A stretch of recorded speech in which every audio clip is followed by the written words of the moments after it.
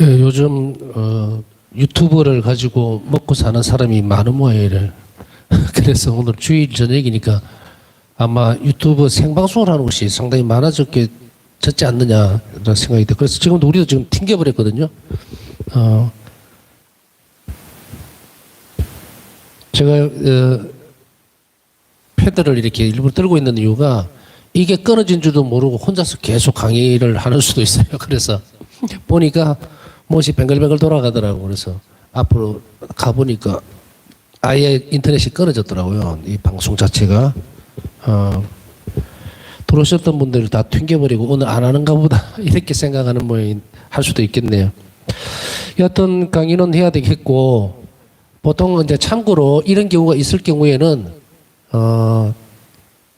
45분까지는 계속 시도를 해보십시오. 그때 아마 그 안에는 인터넷이 끊겼든지 복구가 되든지 뭐 제가 조치를 취하면은 그 정도까지는 안 되겠습니까? 조금 늦게 될 수도 있을 것 같은데 최대한 보면 한 45분 이후로 접속이 안 되면은 그때는 유튜브에 문제가 있는 걸 아시고 개인적으로 기도하시면 됩니다. 괜히 이것 때문에 분심이 들지 않겠나 생각이 들어서 말씀을 드립니다. 자, 오늘 시간에는 고통에 대한 부분들이 이제 거의 막바지를 향해서 갑니다. 어떻게 보면 자비학교에서 이 고통을 다루는 부분이 꽤 많은 부분을 차지하는 듯이 보여요. 그만큼 고통은 우리에게 있어서 굉장히 중요한 어떤 뗄 수 없는 부분이 될 수가 있죠. 그래서 이것을 아주 많은 부분들을 할애해서 다루고 있습니다. 예수님께서는 고통을 받아들이는 것뿐만 아니라 그러니까 고통을 이런 이유로 해서 그냥 단순하게 받아들이는 것뿐 아니라 첫 번째로는 고통을 선으로 바꾸는 법. 참 생소하죠? 고통을 선으로 바꾸는 법. 그 다음에 두 번째로는 고통을 통해 자비를 실천하는 법도 바울사 성령에게 가르쳐 주셨어요. 뭐라 말씀을 드렸습니까? 고통을 선으로 바꾸는 법. 아주 중요해요. 고통을 선으로 바꾸는 법과 고통을 통해서 자비를 실천하는 법도 예수님이 가르쳐 주신 거죠. 예수님이. 그러니까 이렇게 하면 공로가 된다더라. 이 뭐 카드라가 아니에요. 그게 아니고 이 자비 신심에 특히 자비 학교에서 보면은 의탁 학교도 마찬가지입니다만은 이 신심 전체를 흘러가고 있는 가장 큰 줄기는 예수님이 직접 가르쳐 주셨다는 거예요. 참 이 부분들을 계속해서 묵상하고 또 공부도 하고 이러다 보면 참 신비롭다라는 생각이 자꾸 듭니다. 그래서 저는 이 자비의 신심에 대해서 처음에 이 신학적인 부분뿐 아니고 이제 신심적인 부분이죠. 그거 딱 접했을 때 가장 놀라웠던 것이 뭐냐면 사실은 첫 번째는 굉장히 두려웠어요. 어떤 이유 때문이냐면 물론 이 신심이 마지막 신심이라고 예수님께서 이렇게 말씀하셨고 그리고 이렇게 길게 확실한 방법으로 쉽게 얘기하면 하나님 나라에 가는 것, 영원한 생명을 얻는 것, 그것을 이렇게 가르쳐 주신 법이 있었을까 싶습니다. 보통은 많은 부분들에 있어서 예수님의 가르침, 말씀, 그것은 후대의 교회 안에서 성숙되어지고 성령의 역사 안에서 해석이 되고 또 믿게 되고 이렇게 이제 여러 가지로 나가게 되죠. 그런데 첫째는 순간적으로 딱 너무 두렵다라는 생각이 드는 게 시간이 없겠다라는 생각. 그래서 전에 이런 말씀을 한번 드린 걸 기억하시는 분이 있는지 모르겠어요. 그전에는 예수님께서, 하나님께서 이 문제 이후에 인류에게 교과서를 주신 거예요. 교과서를 주시고 또 공부한 정도에 따라서 시험도 치시고 이렇게 한 거예요. 그러다 보니까 어떤 데는 빵점 맞을 때도 있고 어떤 데는 더 안 좋은 결과 나올 때도 있고 잘 칠 때도 있죠. 그러니까 이스라엘 역사가 보면은 축복이 가득 내렸던 때가 있고 에집트까지 끌려가는 그런 경우도 있었고. 하여간에 굴복이 굉장히 크죠. 가나안 복지로 갈 때도 생각해 보면은 40년을 헤매다가 들어가게 만들어 얼마나 고통스럽겠어요. 그 사막이라는 데가. 이제 그런 것들. 그래서 이런 식으로 되어 있던 역사 안에서 갑자기 또 신약에 들어와서도 그런 형태로 많은 부분들을 교회를 통해서 가르쳐 주면서 굴곡이 굉장히 심했잖아요. 그런데 왜 제가 두렵다고 갑자기 처음 접했을 때 그런 생각이 들었을까? 그것은요, 이제는 교과서를 주고 시험을 치는 게 아니라 답을 그저 가르쳐 주는 거예요. 답을 외워서 시험을 치도록. 무슨 말인지 이해가 가시죠? 이것이 얼마나 우리에게 중요하고 그리고 급박한 것인가. 물론 미래에 대해서 예를 들면은 그렇다고 하더라도 다른 한편으로 봤을 때 그럼 세상 종말이 내일 모레 당장 올 것인가 오늘 저녁에 올 것인가 그 문제를 다루는 것이 아니에요. 그러나 분명한 사실은 이 세상이 종말을 향해서 가고 있다는 것은 분명한 사실이고 그랬을 때 하나님은 어느 때에 어떻게 하실지는 하나님 손에 달려있는 부분이지만 교회를 통해서 주어지는 것을 보면 이것을 예사롭게 다룰 부분은 아니겠구나. 그래서 좀 더 주의를 기울이게 되고 더 많은 부분들을 여기에다가 이제 옮겨가는 과정 그것을 해야 되겠죠. 그랬을 때에 바우사 성령에게 이런 부분들 그것도 직접 가르쳐 주시는 분 왜 정답을 가르쳐 준다고 얘기를 하느냐면요.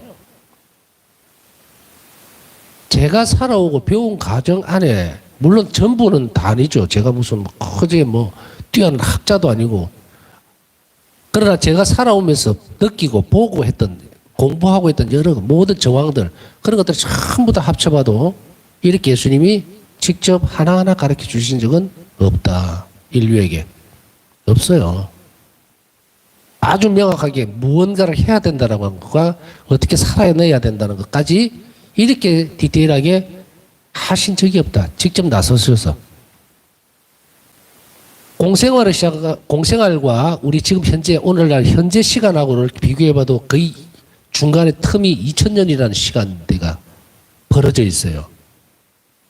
물론 우리가 2000년 전으로 돌아가서 예수님 공생활할 때에 정말 도시락 싸들고 쫓아다니면서 배우면 좋겠죠? 그러나 불가능하죠. 없죠? 그 2000년이라는 시간을 훌쩍 건너뛰어서 오늘날 지금은 하나하나 이렇게 살 것을 가르치고 있다. 누굴 통해서? 바우사 성령에게.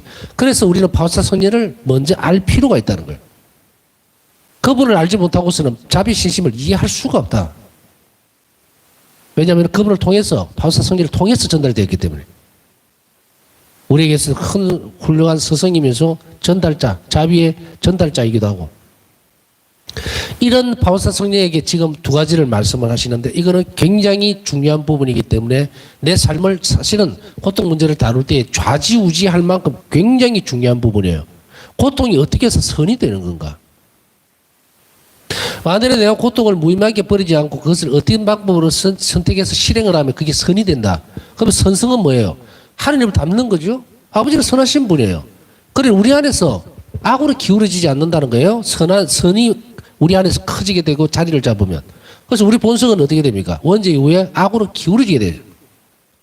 그래서 똑바로 걷지를 못하고 인류는 옆으로 막 간다는 거예요. 그것을 균형을 잡아주면서 이제는 그 본성이 선을 따라가도록 선택하도록 만드는 것. 그게 뭔가? 그 바로 그냥 막연하게 하나님 안에서 사는 것이다. 뭐 그런 게 아니라 하나님 자비의 신심을 믿고 따라가는 것. 그것은 좀 더 세부적으로 얘기하면 하나님께 의탁하고 이웃에게 자비로운 태도를 가질 것. 이거예요. 그래야만 우리 본성이 죄로 기울어지지를 않아요. 항상 선을 선택할 수 있게. 언제 어디서나 자비로워야 되니까 우리 본성이 악으로 기울어지려고 할 때도 투쟁을 하는 거예요. 선으로 넘어가도록. 그렇게 해서 우리는 어떻게 됩니까? 하나님의 사람으로 자녀로 자리를 잡게 되고 그 안에 울타리 안에 머물게 되죠. 이제 이것이 쭉 우리가 살펴봤던 대목들이 전부 다 그 맥락 큰 걸 보면 이렇게 흐르는 거예요. 줄기가. 그래서 바우사 성령이 그러면 이 고통을 선으로 어떻게 바꾸는 거가 그리고 고통을 통해서 자비를 실천하는 것은 또 뭔가 이것을 우리가 살펴볼 필요가 있습니다. 예수님께서는 고통과 희생은 당신이 친히 영적 자비라고 고통과 희생은 영적 자비라고 정의하셨던 특별한 종류의 자비가 될 수 있다고 그에게 지적하셨다. 왜 영적 자비가 되는 것인가? 특별한 자비가 되는 것인가? 고통과 희생은 그것은 다른 영혼들을 변화시킬 수 있기 때문이에요. 영적이라는 말을 아시잖아요. 그 영혼이 죄인인 상태에서 다시금 하나님께로 돌아오게 만들어주고 삐뚤어진 마음을 바로 세우고 쉽게 얘기하면 하나님께서 멀리 떨어져 있던 그런 신앙적인 부분들을 되돌려주고 하나님 찾을 수 있도록 해주고 세상에 포기하려는 것 자신의 삶을 정말 보잘것없는 것으로 보고 죽음이라는 그 골짜기로 들어가려고 하는 그 마음을 변화시켜주고 하는 것 이거예요. 영적 자비란 말이에요. 이게 뭘 통해서 이루어진다? 고통과 희생밖에 없어요. 누구를 통해서? 그럼 고통과 희생은 뭐 이렇게 둘러다보면 세상 가운데 막 널려 있습니까? 아니에요. 그러기 위해서는 여러분이 필요하고 제가 필요한 거죠. 예수님은 우리 자신들이 희생 없이는 어떤 것도 실행하시지를 못합니다. 왜? 고통과 희생만이 십자가죠. 그죠? 그것만이 영혼을 건져낼 수 있다. 구원할 수 있다. 그렇기 때문에 예수님은 바울사성에게 계속 뭘 요구를 합니까?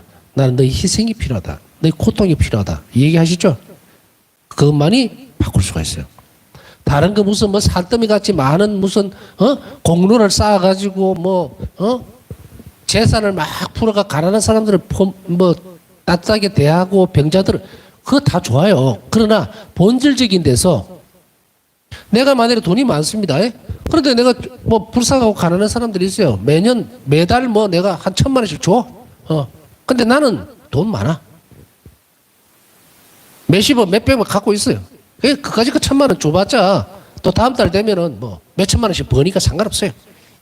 이게 맞아요? 결과는 보면 좋은 일이 됐어요. 어쨌든. 근데 본인은 어때요? 그것 때문에 괴롭습니까? 힘듭니까? 고통스럽습니까? 아니에요. 있는 거 그냥 던져주는 거지. 물론 그것이 나쁘다는 것도 아니에요. 제가 이야기하는 것은 그게 그렇다고 막무가내로 뭐 나쁜 일이다. 아닙니다. 나쁜 일은 아니에요. 그러나 나쁘지만 않다고 해서 반드시 그게 사람의 영혼을 하나님께로 다시 얘기하면 구원할 수 있는 그러한 열매로 자리를 잡을 수 있게 만드는 원동력이 되느냐 하면 그 문제를 다룰 때는 아니다라는 게 나오죠. 아니다라는 게. 그럼 여기서 보면 어때요? 악한 것이 아니라고 해서 무조건 선인가? 아니라는 이야기겠죠? 아니에요. 중간에는 어떤 것이 있습니까?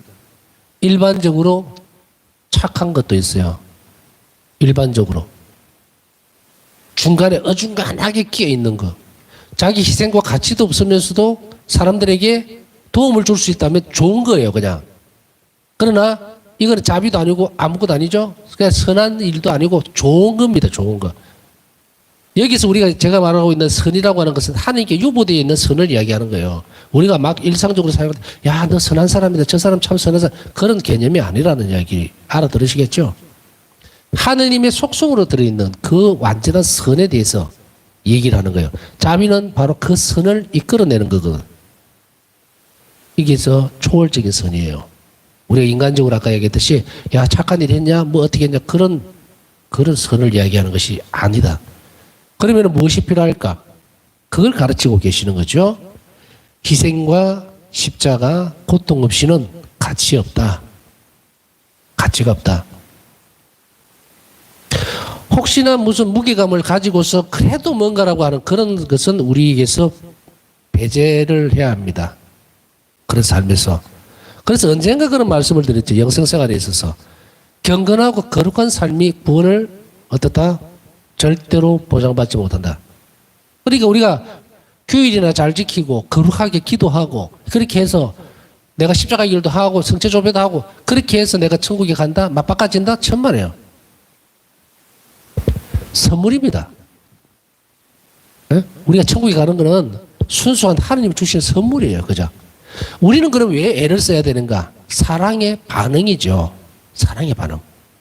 내가 이만큼 사랑합니다라는 것을 드러내는 거지. 가치를 따져갖고 나 이만큼 하니까 예수님 나를 이걸 담보로 삼아서 천국에 데려가 주십시오라고 하는 그걸로 천만에요. 잘못 착각하면 큰 오산입니다. 그래서 거룩함이나 경건함이 천국에 가는 열쇠가 되지 못해요. 얼마나 예수님을 닮아 있느냐의 문제, 얼마나 십자가를 닮아 있느냐의 문제, 그것이 중요하지. 마치 우리가 무슨 활동도 많이 하고 경건하게 기도하고 몇 시간씩 앉아 있고 그런 게 내 구원을 보장해 주지 못합니다. 그 길 끝에 자신의 행위 끝에 예수님의 사랑이 커진다면 다른 문제죠. 다른 문제예요. 그러나 그렇지는 않을 겁니다. 가난하고 불쌍한 사람, 고통받는 사람, 이런 사람들이 세리, 장녀 이런 사람들이 뭐라 그랬습니까? 하느님의 나라에 먼저 들어가고 있다. 왜? 그들은 고통을 하느님께 드릴 줄 알기 때문입니다. 알기 때문에. 그래서 그 고통을 하나님께 드리면서 뭐랍니까? 세례기도 기억하죠. 멀찍이 서서 하늘을 제대로 쳐다보지도 못하면서 하나님 저에게 자비를 베풀어 주십시오. 제발 자비를 베풀어 주십시오라고 얘기하죠. 그 얘기에 있어서 경건함과 거룩함보다 무엇이 먼저 발견됩니까? 한없이 낮은 겸손함이 발견되죠. 겸손함은 뭐다? 은총을 이끌어 드릴 수 있다.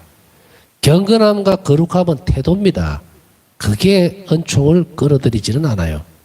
물론 도움은 됩니다. 도움이 된다는 것과 직접적인 건 다른 문제예요. 겸손함은 바로 끌어들여야 이 은총이 수로가 돼요. 근데 그것은 다른 것은 아니죠.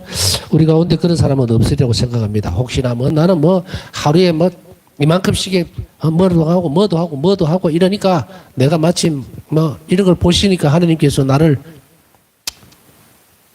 천국으로 데려가시겠지라고 확신하고 있지는 않는지 한번 만일에 그렇다면 오늘부로 싹 뜯어 고쳐야 됩니다. 모든 일의 길 끝에는 주님께 대한 사랑이 성장한다면 그거는 맞는 일이지만 하나님께 대한 사랑이 성장하지 않는다면 그것은 아무 소용이 없습니다. 자, 조금 더 다른 측면에서 살펴볼까요? 고통을 선으로 바꾸는 법을 이야기했습니다. 세상은 나에게 갚아야 할 막대한 빚을 지고 있다. 순수한 영혼들이 영적으로 자비를 실천하면서 그들의 희생으로 그 값을 치를 수 있다. 이게 1316번. 영적 자비는 무엇이었을까? 그것은 영적으로 자비를 실천하면서 희생을 드리는 것. 그게 바로 뭡니까? 자비. 영적인 자비죠. 이런 영혼들. 그 희생이 바로 고통의 가치성을 지니게 만드는 특징이 됩니다. 순수한 영혼들이 영적으로 자비를 실천하면서 희생으로 값을 치르고 있으면 예수님은 그것으로 무엇을 할 수 있습니까? 영혼들을 구원하실 수 있잖아요.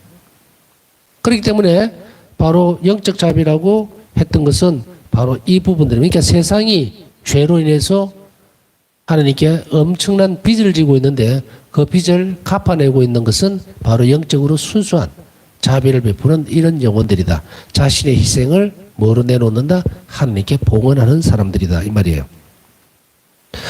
순수한 영혼들이 겪는 말없는 고통 덕분에 길 잃은 영혼들이 변화된다는 것을 예수님께서는 바우사순에게 가르치셨다. 예수님께서 하나하나 이렇게 가르쳐 주시잖아요. 우리가 정말 순수한 마음으로 순수한 영혼을 모든 것을 어떤 기대나 아니면 무슨 보상을 바라지 않고 자신의 희생, 십자가, 고통, 오늘 있었던 것들 또 겪어내야 되는 그런 것들을 그 영혼들을 위해서 내놓을 때 그래서 묵묵히 그것을 감사하게 받아들일 때에 그때를 이야기하는 거예요. 이때에 길 잃은 영혼들이 변화가 된다. 그러니까 사실은 길 잃은 영혼들 갈 곳을 모르는 영혼들이죠. 이렇게 살아도 안 되겠고 정말 희망도 없어 보이고 또 교회도 떠나가 있고 그래서 막 딴 데로 가가 있고 그래서 이 핑계 저 핑계 대면서 냉담하고 있고 하는 이런 길 잃은 영혼들 그 영혼들을 변화시킬 수 있는 것은 뭐다? 순수한 영혼들이 겪어내는 이 고통 이 희생만이 그것을 할 수가 있어요. 영혼을 고치는 것은요 아까 얘기했듯이 외형적인 다른 어떤 희생들 다른 것이 부분들이 그 영향을 미치는 것이 아니에요. 순수한 영혼들이 바치는 이런 고통들이 그 영혼들을 회개시킨다 그럴까요? 변화시키는 키는 바로 거기였습니다. 그렇다면 우리가 어떻게 할지 방향을 잘 잡을 필요가 있겠죠. 전에도 잠깐 말씀드렸던 것 같은데 어떤 분들이 그런 고민들을 많이 하죠. 자식이 영혼을 냉담을 하고 있다든지 뭐 누가 자기 필요한 자기 관계 있는 어떤 사람 그런 사람들이 냉담을 하고 있다든지 그거 어떻게 해야 될까요? 라고 묻는데 거기에 대한 답이 여기 있는 거예요. 나에게 주어져 있는 영혼들 그 고통이라든지 희생들을 묵묵하게 하나님께 봉헌하고 그리고 그것을 선물로서 받아들이는 그래서 예수님 십자가의 희생에 결합시키려고 하는 그 시도들 그런 노력들을 하게 되면 뭐다? 그 영혼이 바뀌죠. 선익을 준다는 말은 변화시킨다는 이야기거든요. 그러니까 방법은 나왔잖아요. 이렇게 하시면 돼요. 말로 설득해가지고 뭐 데리고 가려고 해도 안 가고요. 그럴 수밖에 없죠. 영혼이 막 굳어버렸는데. 어? 굳어버렸어요, 완전히. 그런데 상태를 어떻게 녹입니까? 방법은 이 방법밖에 없어요. 그래서 전에도 말씀드렸지 다른 기도도 많이 필요해요. 어떤 자비 기도라든지 이런 것도 필요하고 또 때때로 미사를 봉헌해 주는 것도 좋은 방법 중에 하나고 또 뭐다? 이런 보이지 않는 자신에게 닥쳐 있는 이런 고통과 십자가를 그들의 영혼을 위해서 봉헌해 줄 때 그때 자비를 베푸는 거죠. 그러니까 영적 자비가 되는 거예요. 그러면 그 영혼을 예수님께서 바꿔주시고 변화시켜 주겠다는 그 말씀을 하고 있는 겁니다. 파우스타 소녀에게 예수님께서 이렇게 말씀을 하셨어요. 너는 기도와 희생을 통해 선교사들이 가르침과 설교만으로 영혼을 구하는 것보다 더 많은 영혼을 구할 것이다. 일기 1767번. 선교사들이 말이라든지 설교라든지 이런 게 이제 선교지에 가서 그 사람들을 막 가르치고 세례를 주고 이런 것보다 훨씬 더 기도와 희생을 통해서 그러니 얼마나 어마어마한 일이 우리 안에 일어나고 있습니까? 우리 자신들이 보잘것없이 세상 속에서는 뭐 좀 없을 수도 있고 또 물질적으로도 부족할 수도 있고 여러 가지 뭐 팍팍할 수 있어요. 다른 사람에 비해서 뭔가 조금 없이 보이기도 하고 그게 무슨 소용이 있나? 어? 그렇게 해서 그런 그런 어떤 비교의 어떤 부분들 때문에 내가 그렇게 수가지고 있을 필요가 없다는 얘기예요. 얼마나 이 부분에서 내가 이 보잘것없는 내 기도와 희생을 통해 갖고 어마어마한 일을 하나님께서 하시고 계신다면 우리 생각 좀 달리 해봐야 될 거 아니에요. 응? 수가지고가 쭉 늘어져 가지고 아이고 오늘도 뭐 할 일도 없고 뭐 이렇게 할 그런 그겁니까? 일깨워 줘야 돼요. 이 교회가 하나하나 이렇게 이들을 가르치고 일깨워 줘야 돼요. 그러기 위해서는 뭐가 필요한가? 우리 희생과 말없는 고통이 필요한 거예요. 그래야 그들을 녹입니다. 그냥 뭐 사람들을 설득하기 위해서 모아서 재교육하는 것도 좋고 다 좋지만 그러나 얼어버린 거예요. 얼어버린 거. 응? 여러분들 얼음 덩어리를 예를 들어서 날이 이렇게 컴컴할 때 그죠? 구름이 많이 끼었을 때 그때 내놓는 것이 빨리 녹겠습니까? 아니면 햇빛이 쨍쨍 났을 때 그때 내놓는 게 빨리 녹겠습니까? 뭐 단순 비교예요. 당연히 햇빛이 바짝 났을 때 그 열기에 의해서 더 빨리 녹겠죠? 마찬가지로 우리 가운데뿐 아니고 우리 주변에 이렇게 하나님에게서 너무 멀어져 있는 사람들 그들에게는 어떤 부분이 필요합니까? 햇볕 아주 강한 열이 필요하죠. 그때에 바로 이런 우리 희생들이 필요하다. 그러니 우리는 전에도 말씀드렸지만 오늘은 이것을 한번 묵상을 해봐야 될 겁니다. 나는 예수님의 얼마나 사랑을 얼마나 받고 있는가. 진짜 끔찍할 정도로 많이 사랑하고 계시는데 그러면 근데도 불구하고 나는 지금 불행해 간다고 생각하는가? 나는 뭐 물질적으로도 부족하고 지금 뭐도 부족하고 없고 뭐 앞이 캄캄하고 진급도 안 되고 뭐 여러 가지 고민들 취직도 안 되고 그래요? 그걸 가지고서 하느님 나를 사랑하느냐 안 사랑하느냐 그걸 갖고 뭐 그걸 좌지우지하는 그런 잣대로 삼는가요? 본질적인 것을 봐야 다른 것이 움직여요. 본질적인 것을 봐야. 에? 물이 끓을 때 갑자기 확 100도까지 올라갑니까? 아니죠. 여러분들 물 끓일 때 한번 보세요. 어느 정도까지 얘가 끓어야 되겠다 싶으면 거품이 올라오죠. 방울 이래 올라오다가 확 끓으면 수증기가 막 나온단 말이에요. 우리가 본질적인 것을 끓는 지점까지 불을 화력을 키워놔야만 불이 끓어요. 물이 끓죠. 마찬가지로 우리에게 있어서 하느님의 어떤 부분들, 하느님과 나와의 친밀감의 문제, 하느님 나를 사랑하신다는 것을 머리로 이해하지 않고 온몸으로 받아들이려면 이 지점부터 다시금 되짚어 봐야 돼요. 나를 지금 얼마나 귀한 자리에 놓아놓고 있는가, 우리 각자를. 언감생심 우리가 기도 안 보고 이 작은 내가 받아들일 수 있는 그 작은 고통을 주님 손에 맡겨드림으로 인해서 한 영혼을 죽는 사람을 살려낸다? 그렇게 쓰시겠다? 내가 뭐라고? 이렇게는 나를 귀하게 다룬다 그럴게요. 보살펴주고 계시는데 왜 수가 죽어가지고 자신의 가치를 그렇게나 깎아내리는가? 그것은 왠 줄 압니까? 하나님 가까이 있지 않아서 그래요. 내 몸이 90도 정도는 세상을 향해 있기 때문에.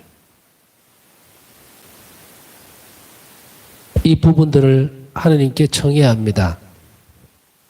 주님께서 내 손길과 내 기도를 얼마나 필요하고 내 작은 고통을 그렇게도 구걸하고 계시는지.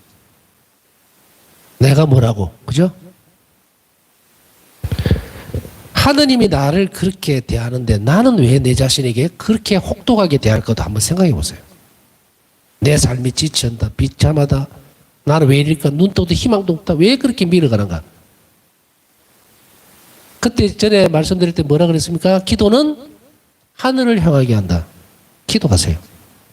기도하시라고. 파우스타 수녀의 눈에 자신의 고통이 쓸모없는 것처럼 보이고 다른 사람의 짐을 진 것 같이 여겨졌을 때에 주님께서는 그 무엇도 대신할 수 없는 고통의 가치를, 즉 그 고통으로 다른 영혼들이 유익을 얻게 된다는 사실을 그녀에게 상기시키셨다. 예수님께서 그녀를 가르치십니다. 얼마나 참 다른 영혼들이 유익을 얻게 된다. 내가 가지는 이 작은 고통을 견뎌내므로 인해서 하나님께 봉헌함으로 인해서 한 번도 생각 안 해보신 분들도 많을 거예요. 우리가 오늘 여기에서 정말 참 피곤하고 오늘 직장 생활하고 주일인데 뭐 제대로 못 쉬는 사람도 있을 것이고, 그죠? 또 아르바이트 한 분들도 있을 거 뭐 모르겠어요. 하여간에 막 버텨봅시다. 여하튼 그런데도 불구하고 졸리기도 하고 피곤하기도 하지만 그래도 우리가 이 한 자비에 대해서 듣고 하나님 자비에 찬미를 드리고 하는 이런 상황들을 견뎌내는 이 부분들, 이 시간에 정말 우리 작은 이 희생들 때문에 저기 어느 곳에서 자살하려고 하던 사람이 마음이 바뀌어서 이래다 내가 이래가 되겠나 살아보자 하고 가는 거예요. 그걸 한번 생각해보라. 얼마나 대단한 일을 하느님이 내 손에 맡기고 있는가. 그것이 그러면은 그럼 나는 남을 위해서 그렇게 살면 나는 뭐해라고 하지만 전에 뭐 자비의 학교뿐 아니고 이 배우기 전에 의탁의 학교 또 강의들 쭉 보셨으면 아시겠죠. 하느님께서 나에게 현실적인 복뿐 아니고 축복이라 합시다. 모든 것들 그 축복을 주시기 위해서는 뭐가 필요합니까? 나를 위한 희생이 아니라 다른 이들을 위한 희생이 반드시 필요하다. 그래야만 내한테 온다. 그래 얘기했죠. 자비를 베푸는 사람은 자비를 입을 것이기 때문에 뭐 이걸 뭐 하도 계속 같은 말들을 반복해서 많이 해줬기 때문에 이제는 조금은 잘 알아들으시리라고 생각을 합니다.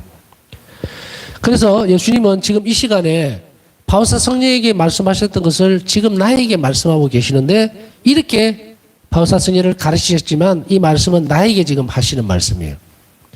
너는 너 자신이 아닌 다른 영혼들을 위해서 살고 있다. 다른 영혼들이 너희 고통에서 유익을 얻을 것이다. 너희 고통에서 다른 영혼들이 유익함을 얻을 것이다. 이것이 뭡니까? 고통을 선으로 바꾸는 법이에요. 저 위에서 아까 말씀드렸죠.